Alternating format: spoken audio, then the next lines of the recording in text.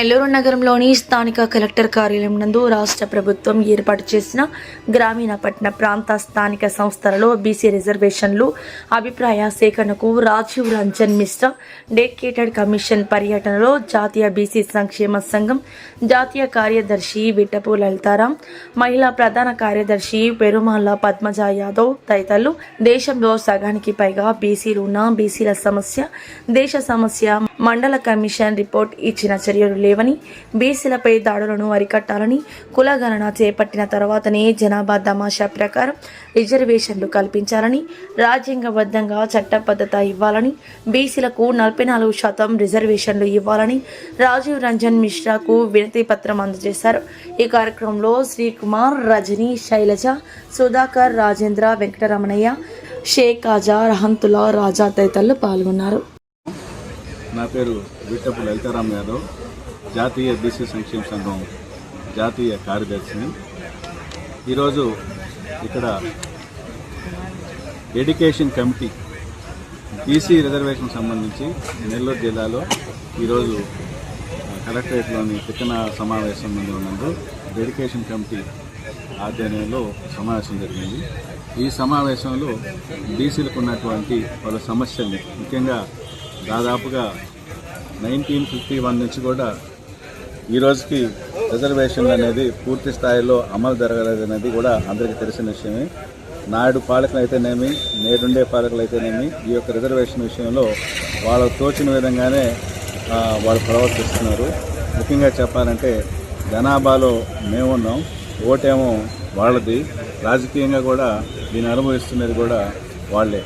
So దీని నుంచి 1993లో ఈ మండల కమిషన్ నేపథ్యంలో దాదాపుగా 27% బీసీలకు రిజర్వేషన్ ఇవ్వాలా అనేటువంటిది ఆ రోజు గవర్నమెంట్ తీర్మానించింది. కానీ ఆ 20% రిజర్వేషన్ అనేది కూడా పూర్తి స్థాయిలో అమలు జరగటం లేదు. ముఖ్యంగా భారతదేశంలో బీసీలు అనేవాళ్ళు సగానికి పైగా జనాభాలో ఉన్నారు. కాబట్టి జనాభా ప్రకారంగా వాళ్ళకి రావాల్సిన వాటా విద్యలో అయితేనేమి, ఉద్యోగాల్లో అయితేనేమి, అలాగే రాజకీయ పరంగా ఉండేటువంటి అన్ని పదవుల్లో అయితేనేమి వాళ్ళకి రాజ్యాంగ హక్కు కల్పించాలని చెప్పేసి ఈ సందర్భంగా కోరుకుంటున్నాము.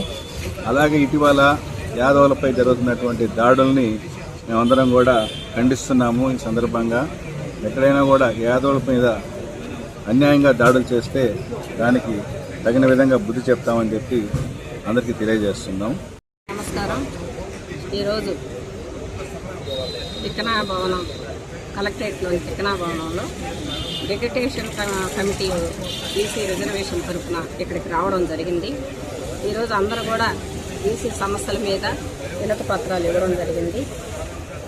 ఆ భాగంగా మేము కూడా జాతీయ బీసీ సంక్షేమ సంఘం నుంచి మేము బీసీ రిజర్వేషన్ గురించి, బీసీ మహిళా రిజర్వేషన్ గురించి, బీసీ చట్టం గురించి, రక్షణ చట్టాన్ని ఏర్పాటు చేయాలనే ఉద్దేశంతో మేము వారికి మా సమస్యల మీద డెడికేషన్ కమిటీ వారికి మేము వినతి పత్రాన్ని సమర్పించాము. ఈ రోజుకి స్వతంత్రం వచ్చి 70 సంవత్సరాలు అయింది. ఇప్పటి వరకు బీసీలకి రిజర్వేషన్లు అంటున్నారు, ఎక్కడా కూడా దాఖలు లేవు, రిజర్వేషన్ వచ్చిన దాఖలు లేదు. ఎందుకంటే దేశంలోనే 65% ఉన్న బీసీలు ఉన్నాం. బీసీ జనాభా ఎక్కువ ఉన్నారు. కానీ ఈరోజు చెప్తున్నారు, ఏ గవర్నమెంట్ వచ్చినా కూడా బీసీలు మా వెన్నుముక అంటున్నారు. కానీ వెన్నుముకగా ఏమీ చూడటం లేదు. ఎందుకంటే గవర్నమెంట్ ఒకటే గుర్తించాలా, బీసీలకు రావాల్సిన ఫలాల్ని అందించాలి. బీసీ రిజర్వేషన్ అంటున్నారు, బీసీ మహిళలకి రిజర్వేషన్ అంటున్నారు. సర్పంచులు కానీ, జెడ్పీటీసీలు కానీ, ఎమ్మెల్యేలు కానీ, ఎంపీలు కానీ, ఎమ్మెల్సీలు కానీ, లాస్ట్కి కౌన్సిలర్లు కానీ, కార్పొరేటర్లు కానీ బీసీల్లో ఎక్కువగా లేరు. ఒకరిద్దరికి ఇవ్వడం, కళ్ళనీళ్ళు తుడవడం. మేము బీసీలకి రిజర్వేషన్ ఏర్పాటు చేశామని చెప్పుకోవడమే తప్ప పేరుకు మాత్రమే బీసీ రిజర్వేషన్ అంటున్నారు. మేము ఒకటే అడుగుతున్నాం, రాబోయే స్థానిక సంస్థల ఎన్నికల్లో బీసీలకి ఎన్ని సీట్లు కేటాయిస్తారు, బీసీ మహిళలకి ఎన్ని సీట్లు కేటాయిస్తారు, బీసీ మహిళా సబ్కోటాని ఏర్పాటు చేయాలని మేము డిమాండ్ చేస్తున్నాం. ముఖ్యంగా రక్షణ చట్టాన్ని ఏర్పాటు చేయాలి, వెంటనే అమలు జరగాలి.